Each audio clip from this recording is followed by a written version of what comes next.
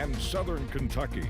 This is WYMT Mountain News Weekend Edition.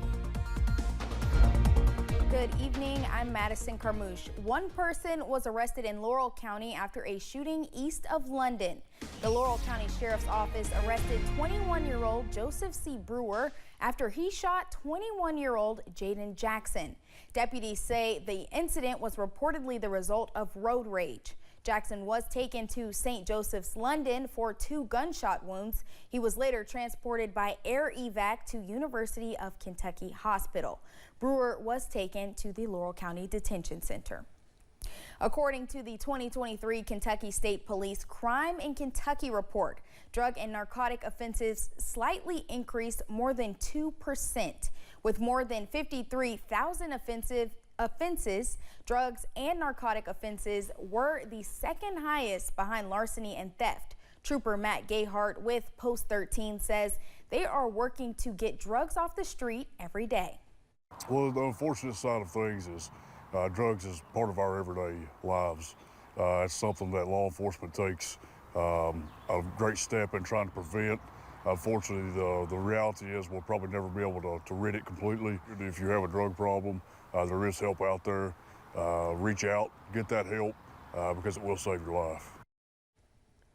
Gayhart says community partners have also been helpful in their mission of combating the drug epidemic. Tonight, President Biden is vowing to remain in the race for the White House. He used a televised interview to reassure Democrats still nervous about his shaky debate performance. CBS's Natalie Brand is in Washington with more. A day before the president heads to battleground Pennsylvania, his campaign sent a top surrogate, California Governor Gavin Newsom. So I really believe in the president, believe in his character, I believe in his competence and his capacity. But Democrats are divided. Saturday, a 5th House member called for President Biden to step aside. Congresswoman Angie Craig, who represents a swing district in Minnesota, saying she doesn't believe the president can effectively campaign and win against Donald Trump. Illinois' Mike Quigley told CBS News the president's comments post-debate haven't allayed his concerns. Now's the time to be candid with ourselves. I appreciate loyalty. This isn't about loyalty. This is a pragmatic politics to avoid a second Trump term. In an exclusive interview Friday with ABC News anchor George Stephanopoulos, the president dismissed the criticism from some in his own party. I convinced myself of 2 things. I'm the most qualified person to beat him, and I know how to get things done. If you can be convinced that you cannot defeat Donald Trump, will you stand down? It depends if the Lord Almighty comes out and tells me that, I might do that. His campaign is touting an aggressive next phase with more travel, interviews, and what they're calling off-the-cuff moments. But already there's new controversy over 2 recent radio interviews in which questions were provided in advance.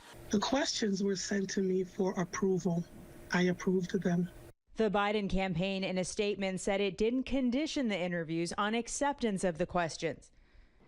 Sunday, President Biden returns to the campaign trail with events in Philadelphia and Harrisburg. This comes as a new Bloomberg Morning Consult poll shows the president trailing Trump by around 7 points in that key state. Trump has a more narrow polling lead across battleground states collectively. In Wilmington, Delaware, I'm Natalie Brand, CBS News. Attorneys for former President Trump are seeking to use the Supreme Court's presidential immunity decision to help him in his classified documents case in Florida. Trump's lawyers asked U.S. District Judge Eileen Cannon in the court filing Friday for an updated schedule so they can argue points related to the high court's decision.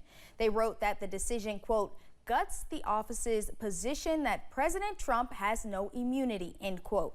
Trump's attorney also noted Justice Clarence Thomas' concurrence to the decision, which questioned the validity of special counsel Jack Smith's appointment.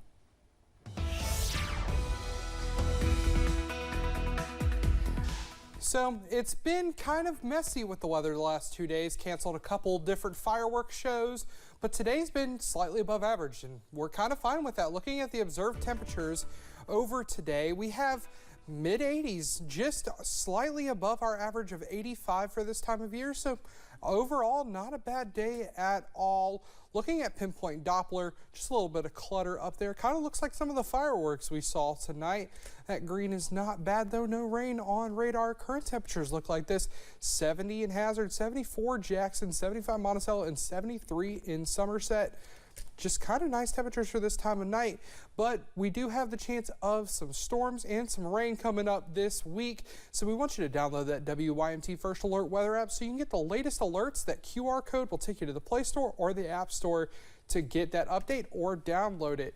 And coming up in your First Alert forecast, I'm going to have your wonderful weekend ahead, talk to you a little bit more about Sunday, and then the miserable humidity that we might have next week and how your chances look for a wet work week next week. Madison? All right, Drake, thank you. With the 4th of July now being in the past, some folks might continue popping fireworks. After at least a couple injuries to people across eastern Kentucky due to fireworks, officials are warning people to stay cautious and vigilant. Trooper Matt Gayhart with Kentucky State Police says it is important to not be impaired while handling fireworks. Well, the biggest takeaway from that is alcohol and drugs and fireworks don't mix. The three doesn't go together, and that's when we see accidents happen a lot of times. So if you're going to be out doing things like that, make sure you're using good judgment and being sober while you're doing it. Gayhart says it is important to also follow instructions that are on the package of the fireworks. He adds folks need to make sure they are safely participating in fireworks activities. Hundreds of people made their way to Owsley County to enjoy the final day of the Daniel Boone Days celebration. WYMT's Austin Hicks has more from the years-old celebration. The town where Daniel Boone himself set up camp more than 200 years ago is now the site of a festival that welcomed generation after generation. Originally started, it was more of a street dance, just people gathering with bands, shooting off fireworks for the 4th of July in honor of Daniel Boone. And then it just grew into the festival where we can extend now to multiple days, bringing more people in. And just like Daniel Boone, who faced many hardships while on his journey out west, so did the organizers of the festival, who had to deal with Friday's storms. It's a lot of hard work, people don't realize, but with the troubles we've had this year with the weather and all, I feel like we've came through great today. On the other side, all of our vendors are back, so it's been a blessing. But in Eastern Kentucky fashion, the community came together to make this festival possible. Yes, that is the absolute best part of living in a small town. Everybody comes out, helps everybody else. Everybody knows everybody. It's just like a big gathering of friends and family. In an area like Booneville, festivals like this help bring in businesses that may not normally come to Booneville. Here locally, we don't have all the big stuff the bigger cities do, so we do have to reach out of town to get some of our food trucks in here and different things of that nature. Shao says this year's festival is creating a lasting impact in the community.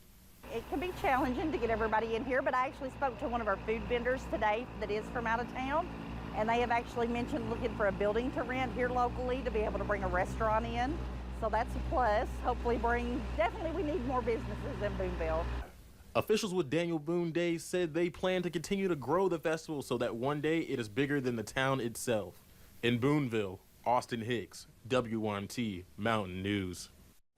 People at the festival got the opportunity to participate in a best mullet competition and got to enjoy some fireworks to end the night. This Independence Day weekend was filled with ways for people to get outside and enjoy the weather, including the Cruising for a Cause car show in the Valvoline headquarters parking lot. The event gives car fanatics the chance to take in the beauty of collectors' vehicles.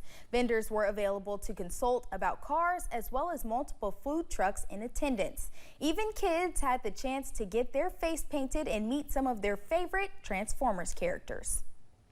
Everybody loves cars, so it's like, well, let's try to do something that's really fun for the community so we can give back. So everything that we're raising here today, all of our ticket sales, registration sales as well, it all goes to Habitat for Humanity. So we're trying to give back to the community while entertaining people at the same time, because it's a beautiful day and why not?